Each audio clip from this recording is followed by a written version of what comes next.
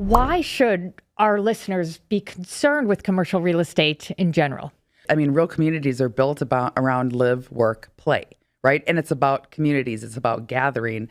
And, I'm sure when you're selling a condo or a home, people are probably asking you, where's the closest grocery store, convenience store, the bar, pharmacy, the bar. I mean, that's the first question I'm asking. And if you're not finding that nearby, chances are that's probably reflective in the prices of the homes that you're selling as well. And, for me specifically with retail, that's the first question we're asking. Tell me how many rooftops are in the area. What's the median income? I've asked you that question, actually, what are you seeing for condos selling in this neighborhood? Because I have a retailer who's looking there. And then you think about the office side of things, right? And I know everyone's like, oh, office is so depressed. Well, office is just different. It's just paying. I go into the office every day still. I'm putting that out there. Yeah, and a lot of people do, and a lot of people are. And I think a lot of it is because it's going back to this concept of people want to be around people, other people, whatever that looks like. Yeah. People want to gather, but also people want to be in an office environment and collaborate and be together.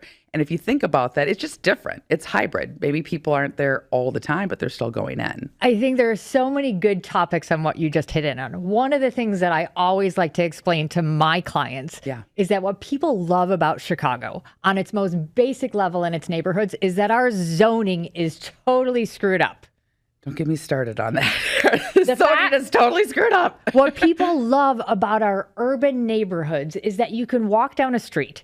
You can have a library. Mm-hmm. You can have a bar. You can have a dry cleaner. You can have a single family home and an apartment complex all on that same block. Yep. That's what creates, I call it the blend lifestyle, right? I love that. The reason that our consumers don't just go to the, suburbs and just go to the point where they're going to be driving everywhere is they want to be on foot. They want to navigate. They want to have every city convenience at their fingertips. Yeah.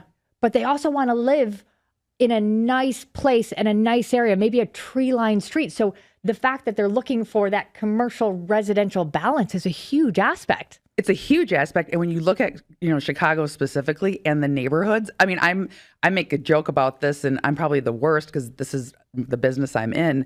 I'm in the West Loop, which in my opinion is the best loop. I stay there though, because I've got my Mariano's, I've got my Whole Foods, the 3 different gyms that I like to go to because I love my Class Pass and all of that. But what's great is if you're in Lincoln Park, if you're in Lakeview, if you're up in Ravenswood, wherever you're at, while the neighborhoods are so unique and different, all of those amenities, all those things that we love, they're all the same. Well, and even if I'll have retailers say, oh my gosh, it's only a half a mile. Yeah, a half a mile could be 20 minutes. I mean, you're in a totally different, almost a totally different city, right? I always say that our neighborhoods can check every box. Yeah. But they all come with a little bit of a different personality. 100%. So then how does that match your personality? But otherwise, all the flavors of the stew are still there. And I think the other thing off of kind of what you were alluding to is that what we see on our side is that the commercial isn't the trendsetter. No. They follow the residential, right? So if you're ever trying to figure out where that next neighborhood is, if the commercial's already there, you're not the pioneer. I love that. I say that to my investors all the time. And we've, of course, we didn't rehearse this. And it's so funny because that is what I say to my clients all the time. We follow residential, all commercial, but specifically retail. Yes. And if I have an investor looking for a mixed use property, for example, they love that where you got the apartments above and you can have that, retail on the first floor. And we'll get into taxes in a minute because that's a great investment for those who are concerned about commercial taxes. But the first thing my investors always say, who lives there? Are people living there? Are people moving there? And if they're just starting to move there and you don't see the commercial, that's where we want to pounce. How do you think the current commercial real estate market really impacts the small businesses and the retail that we all love and that make up our neighborhoods? I love working with the local entrepreneurs, the mom and the pops. I mean, that's what makes all communities, but especially cities like this. For certain. And that's where I am the most concerned, though, specifically as it relates to restaurants. There's such thin margins anyway. I mean, you're looking in the Loop and some of these, Michelin chefs are closing, right? The James Beard winners, they're closing their restaurants for various reasons. And I am very, very concerned with, especially because of taxes. Yep. It's affecting the mom and the pops, the local businesses. Yeah.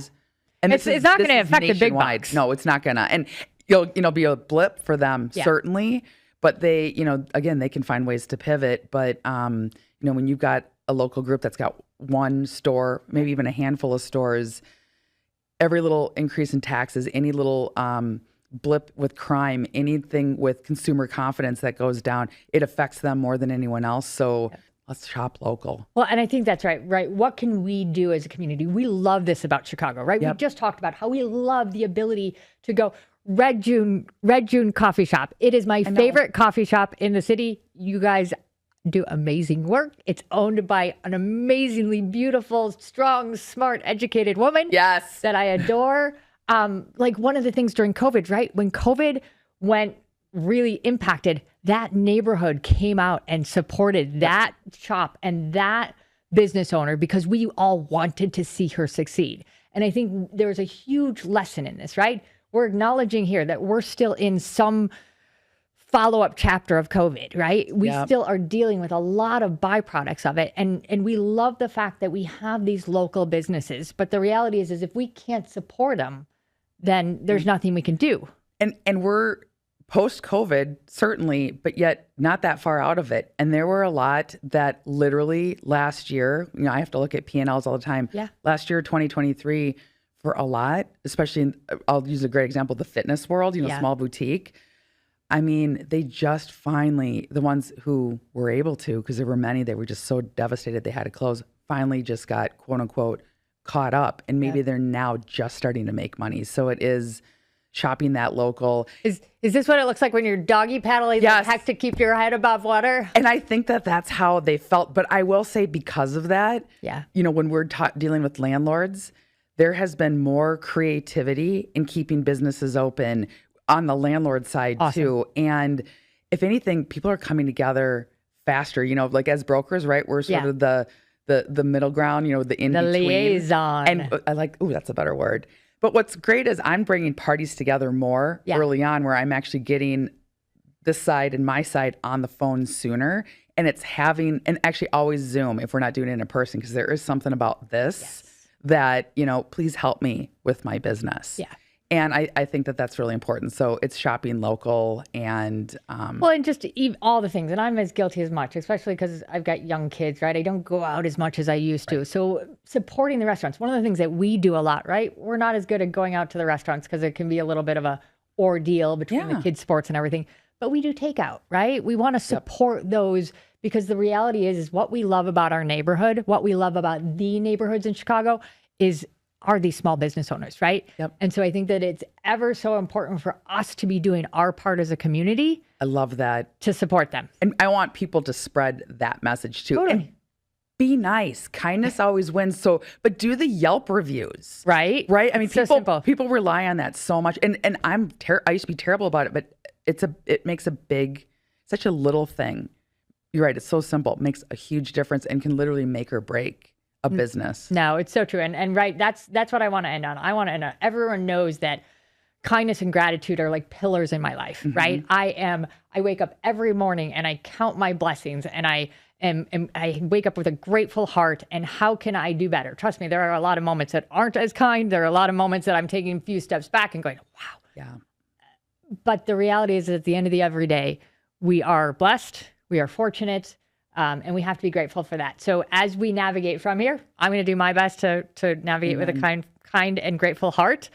Deena, you are a treasure. I adore having you here. We could probably talk for another hour. Oh, totally. But I'm going to wrap it up on that because that's such an important message.